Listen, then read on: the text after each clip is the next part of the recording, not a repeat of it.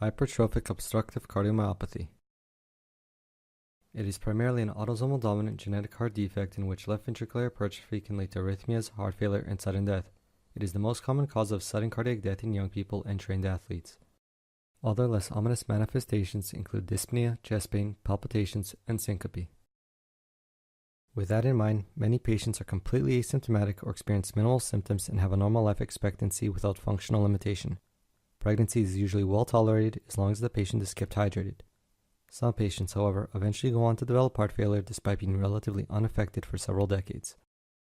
The electrocardiograph usually reveals repolarization abnormalities as well as many other nonspecific changes that include left axis deviation, tall R waves with a wide QRS, enlarged bifid P waves, Q waves in the inferior and lateral leads, and inverted T waves.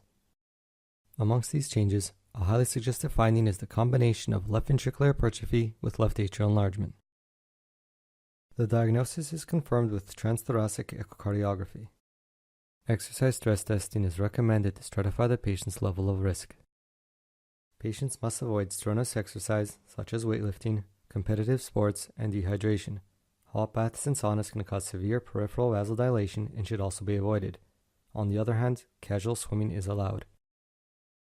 Treat symptoms in heart failure with a negative ionotrope such as beta blockers, verapamil, or disopyramide. Asymptomatic patients, however, should not be routinely prescribed a beta blocker for the purpose of preventing sudden cardiac death. A variety of medications should not be given to the patient, including dihydropyridine calcium channel blockers and positive ionotropes. As well, caution is advised in putting the patient on a diuretic or vasodilator. Septal reduction therapy, such as myotomy or alcohol ablation, is indicated for symptomatic patients who have failed medical therapy. An implantable cardioverter defibrillator is indicated for patients with a single major risk factor for sudden cardiac death. All first-degree relatives should undergo screening with ECG and echocardiography. It is important to note that in patients with evidence of hypertrophic obstructive cardiomyopathy, a negative genetic test does not rule out the disease.